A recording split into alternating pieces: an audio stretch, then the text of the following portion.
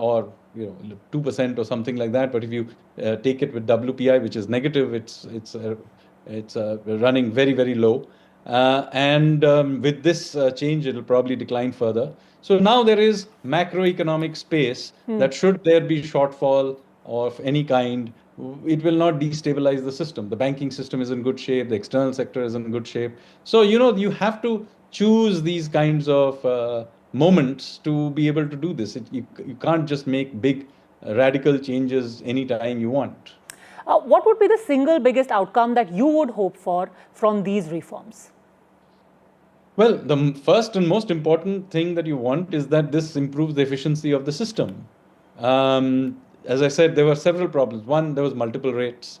Second, the various items were in different buckets, which were simply correlated to whatever had existed pre-GST and not to first principles. So that has been sorted.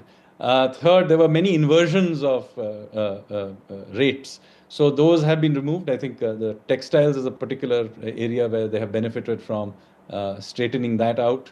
But very importantly, we have done a bunch of process reforms that have not got as much attention as maybe the slabs.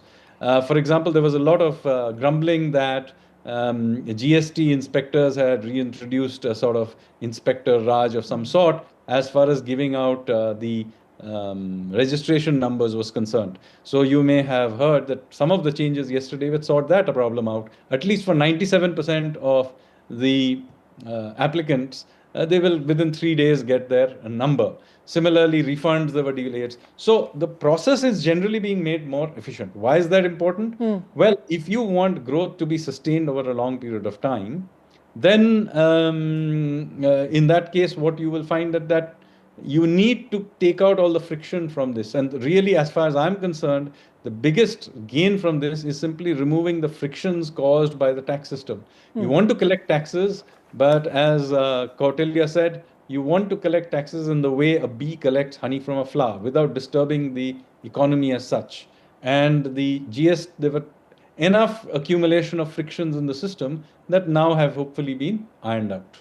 Now, the former Deputy Chairman of the Planning Commission, Montek Sagaluwalia, has said, and I quote, "The idea of GST was that it would promote compliance and lead to increase in revenue as share in GDP. That has not happened. In fact, purists would advocate for one GST rate.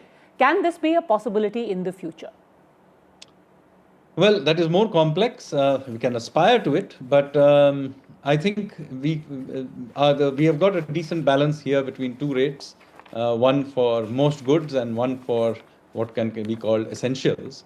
One could argue that even better to have a single rate. We can see that in the future if the time comes for doing it. But for now, I think this is good enough.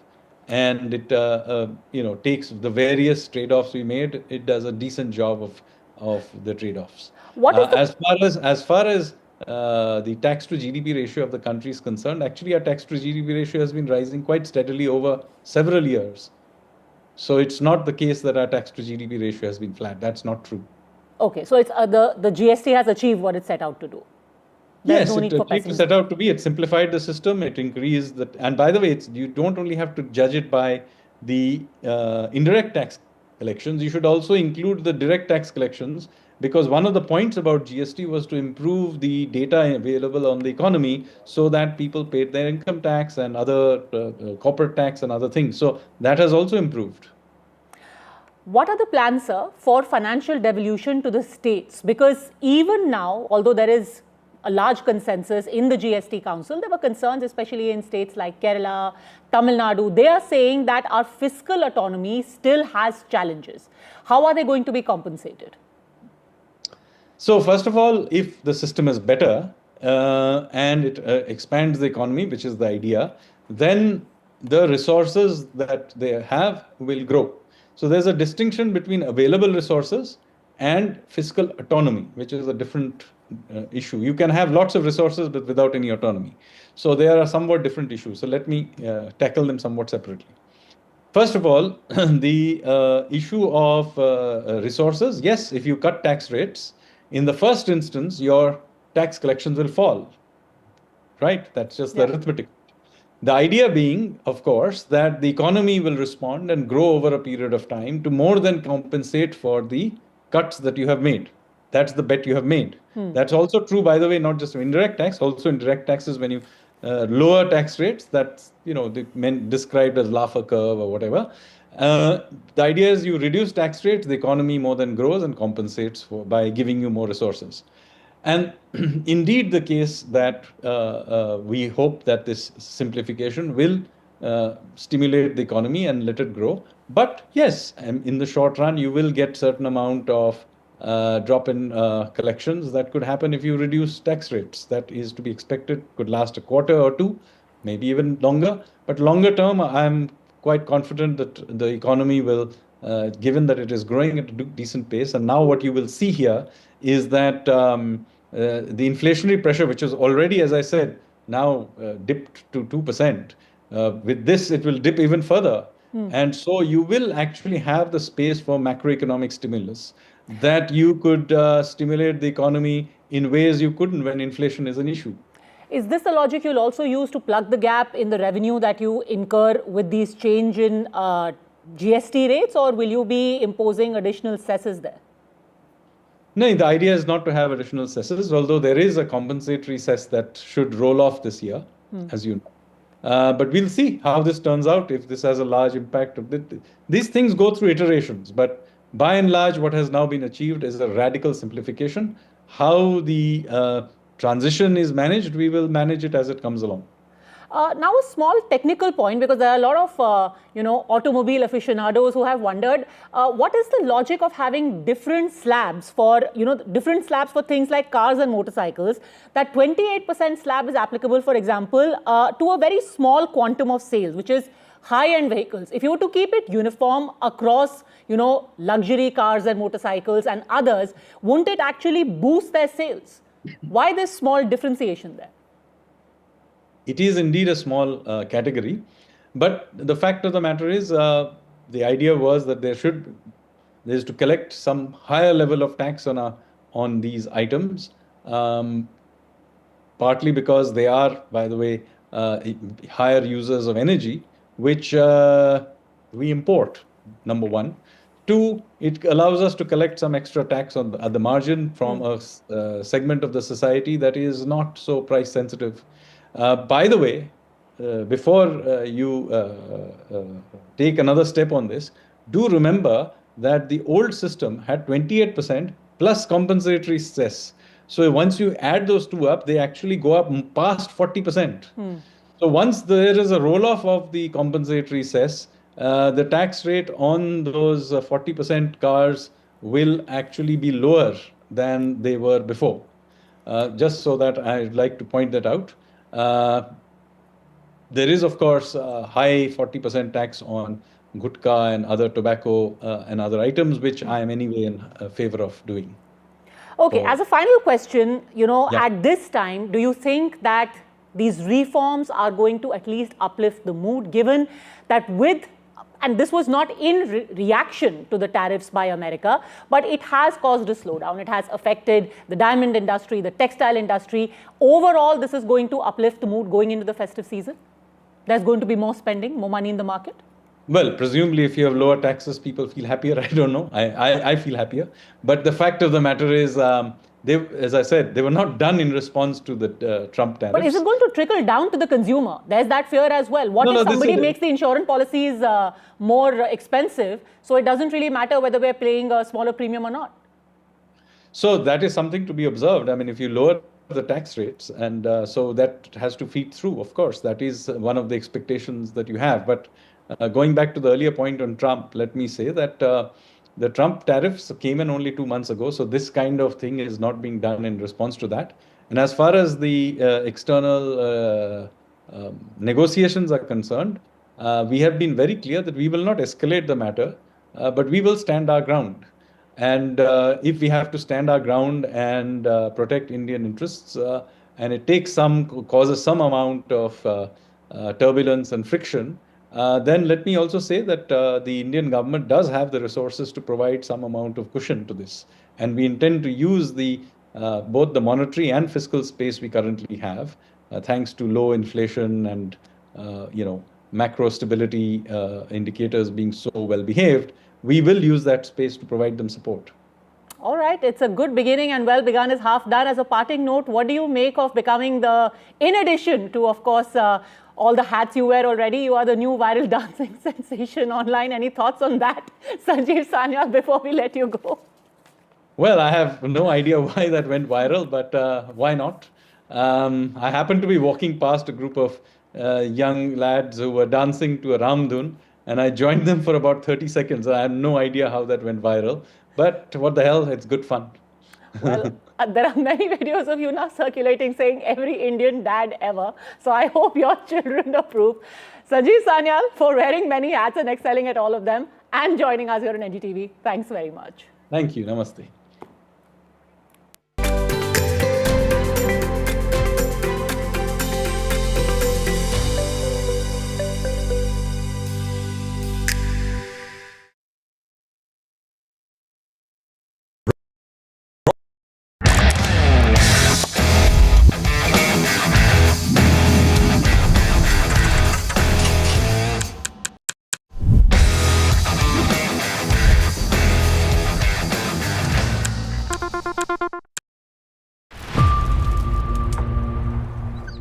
We see the problems, but you as a social entrepreneur see the solutions. You are not just creating solution, you are creating a future where everyone has a chance to thrive. For the change makers, the innovators, the ones building a better world, one solution at a time. The Adani Green Talk Social Impact Awards are created for you. Green Talk Social Impact Awards 2025, coming soon. Other opposition parties. They argue, I conclude. They deflect, I drill down.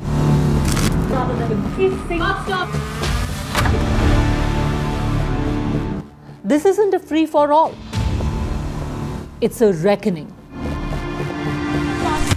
No filler, no fog.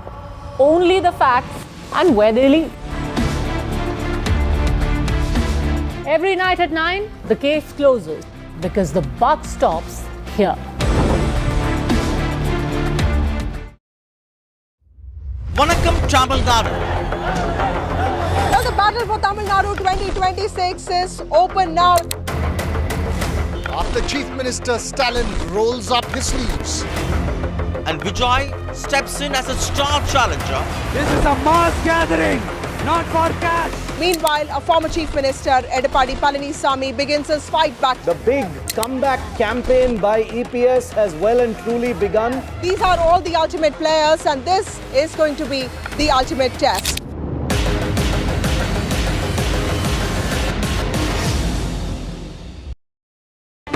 NDTV 24/7 is India's #1 English news channel on YouTube. Credible, compelling, always ahead of the curve. Thank you for choosing NDTV 24/7 as your trusted source for news.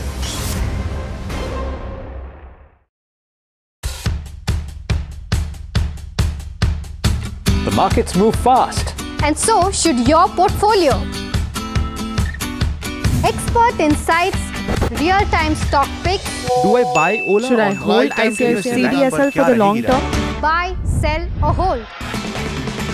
The answers you need, straight from the experts. Callers from India and across the world. Connect live, ask, decide and invest wisely. Your portfolio, your future. Ask Profit.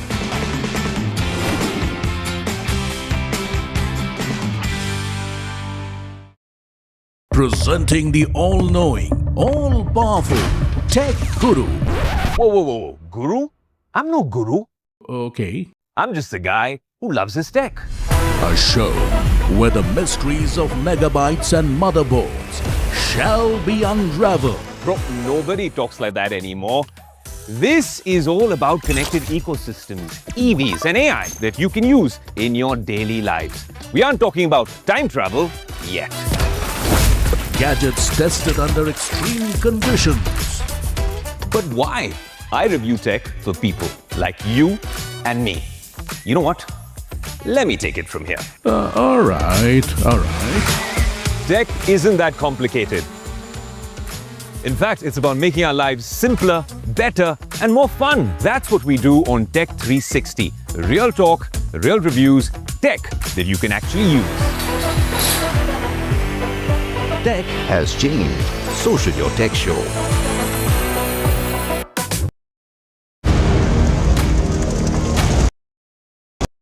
Hello, Moto. Moto G96 5G. All eyes on you.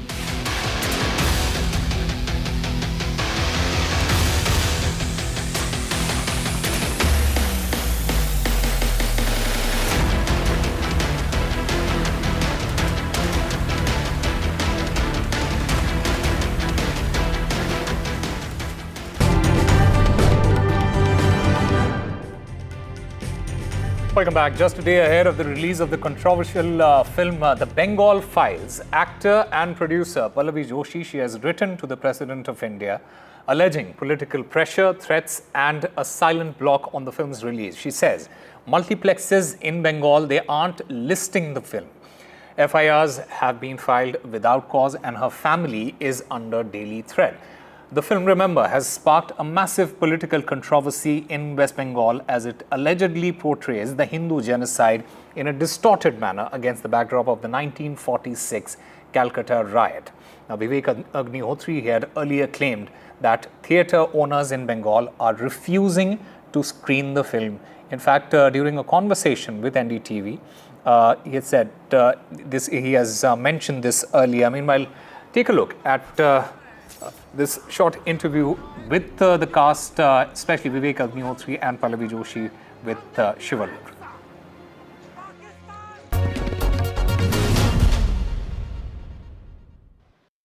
Just days before the Bengal Files comes out, and I know the both of you are here at a time when your film, even before it's released, has caused so much of a firestorm. I hear not only are theatres a little sensitive about showing it, but that there are FIRs, that there are issues with the media, some media, not NDTV obviously, actually talking about your film, listing your film, where it's going to be played, etc. Vivek, I'll start with you. Just days before the film comes out, what kind of roadblocks are you facing? See, people, if to understand, you have to look at chronological order.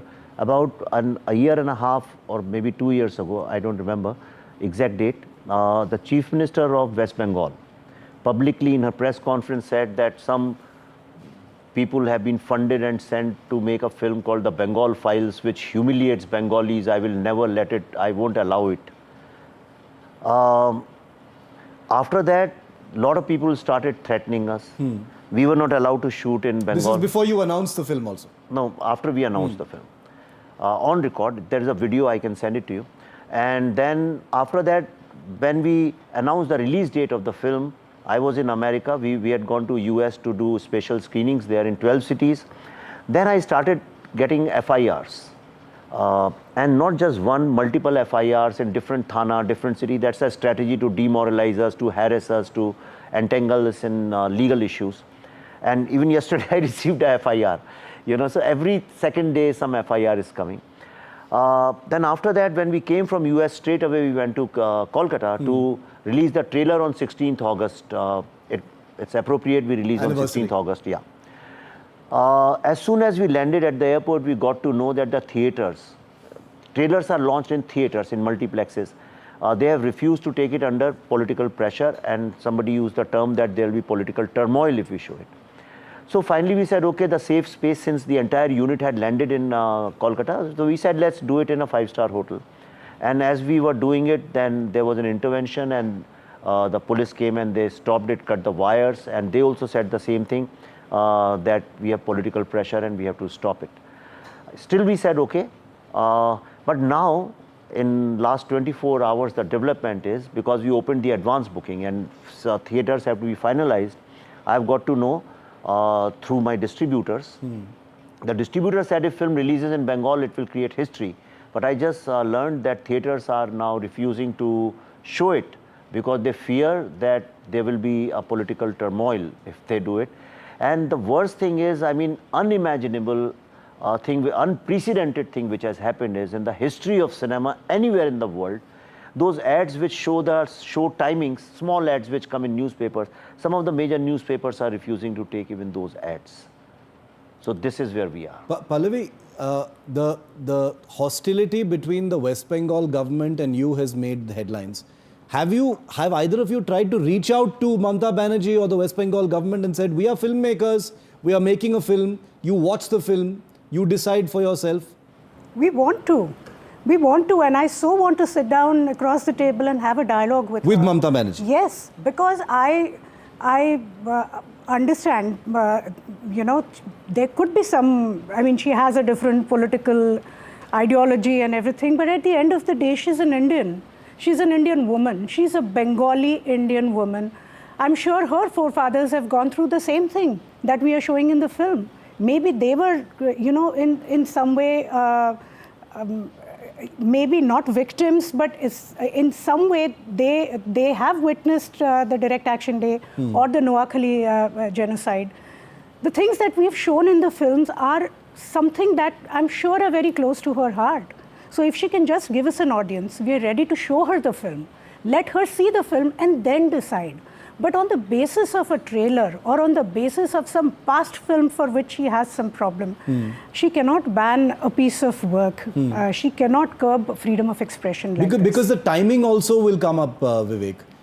People will say that, you know, the Bengal elections are coming, that's why you've timed it with that. You know, that would explain the political sensitivity over it. You know, because you're portraying and you know, something that opens old wounds, creates divisions right before the elections. Okay. So inconvenient for the politicians. Shiv, there are two answers to this. There are two things you have addressed.